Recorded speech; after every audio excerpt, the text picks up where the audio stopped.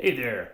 So, it's your favorite uncle, Mr. M, and here I am with one very short, hopefully, one very short rant. Now, I was watching just a few minutes ago, and I still have to finish the video, but I was watching like this one of the latest podcasts, I guess you could say, from Travis, and he was talking about, amongst among other things, he was talking about something that I quite often hear or see or read about in the comment section, not just on his video, but like everywhere on social media.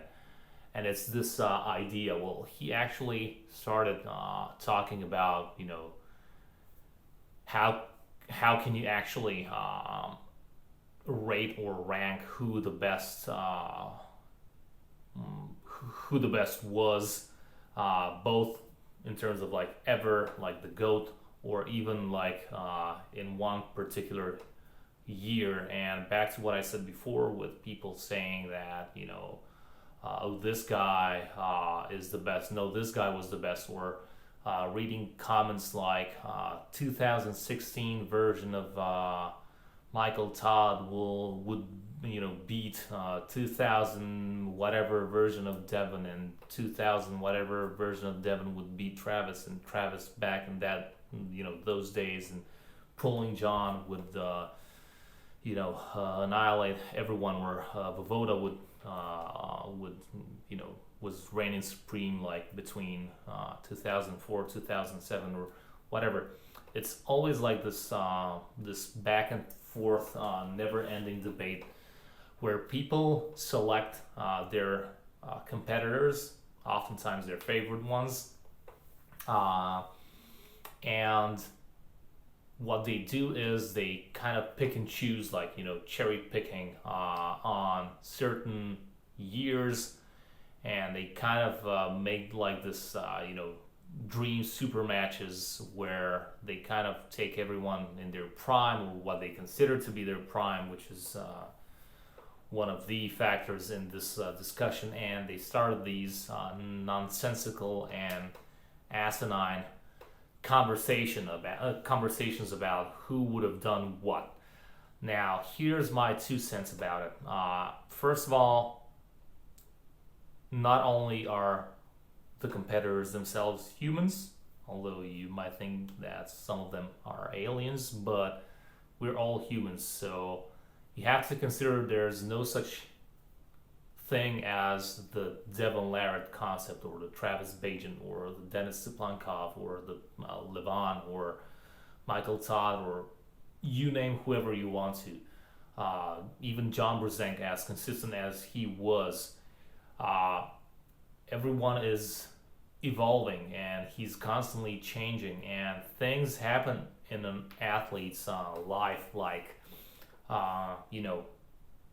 good trainings, bad trainings, injuries, surgeries, post-surgery, recovery, matches that went well, matches that did not go well, years of hiatus, or years of prosperity, and so on and so forth. So life is a tricky bag of donuts, if you will. So people are constantly going like this, even in between competitions and matches, and super matches or tournaments or whatever. They fluctuate immensely, like you would not believe, within a 6 months or even less span of a like time span, or time frame, window, call it whatever. People vary a lot. Like, it only makes sense for comparisons when it's the actual fucking match, which is a accumulation of results that lead to that point. It's things done right, things done wrong, things gone wrong, or a lot of other aspects. So you cannot just cherry pick your favorite athletes in their favorite or your favorite you know time periods and just put them up against one another. Well, don't get me wrong, you can, but it's a meaningless and pointless thing when you're starting to draw conclusions from those so-called events.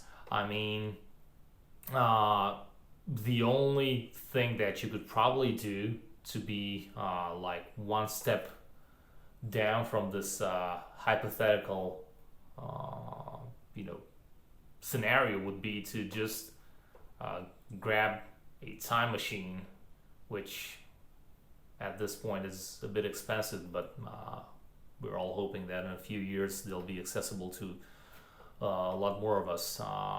So yeah, prices will probably be dropping, but yeah, you would need to grab like a time machine, and if you really want to do something like this, you kind of need to physically grab people from certain eras and have them pull against one another. One other thing is that again, a huge factor is whether they're pulling back home or overseas. Even a simple jet lag can completely fuck you up, and they can heavily influence the results of a particular match. Uh, if you have any sort of experience with traveling, as well as if you're training or whatever, you know just how much of a difference a few good meals can have, or a lost night with bad sleep or no sleep at all, or like I said, jet lag or whatever, or having a fucking flu or whatever, right? So personally, like, I can be at my best, like top of my game, and in those moments you have that delusional feeling running through your veins like you're fucking doped and juiced to the gills with PEDs and whatever. You just feel like you can run through a wall and nothing can stop you. And next thing you know, a few hours later or a couple of days later, now you're getting the flu or whatever, something like this happens, and you're feeling like fragile, and you have fever and you're shivering, and like if you grab a fucking pack of biscuits, you literally cannot open it because you have pains and aches all over, and you're just feeling like you're like a 5% version of yourself. You've been literally reduced to nothingness over a period of a few hours or days. So what is, Michael, Todd? What is Devin? What is Dennis? What is so on and so forth? Fill in the blanks. When you're talking about people being the best or not being the best, and not even being considered to even pretend to be in the ballpark of being the best. So these are just asinine claims. It's almost like with fame, people obviously kind of create, most times even involuntarily, they create like this persona around them, and they kind of become these figures that are greater than life. And unfortunately, because of this, fans tend to think of them like, this is how they wake up, this is how they go to bed, this is who they are on a daily basis. They have no idea of just how fine-tuned of a machine, training period and athletic careers in general can be. So yeah, I don't want to pull the leg on this discussion anymore because it's gonna be too long, but I'm very curious in getting to know what you guys are thinking about this whole subject. What are some of your thoughts? And yeah, like I'll always say, please feel free to engage with me. Drop some lines down in the comments. Hopefully we can get some meaningful conversation started, and yeah, we can continue on this. It's not going to be my last clip on this subject, but yeah, for now I just want to end it here and leave you with these thoughts from my side, and see where we can go from this point onwards. So yeah, let's see and see each other in the next video. Yeah, you should be probably used to me going sporadically crazy, and yeah, in a very poor attempt at being funny, I guess.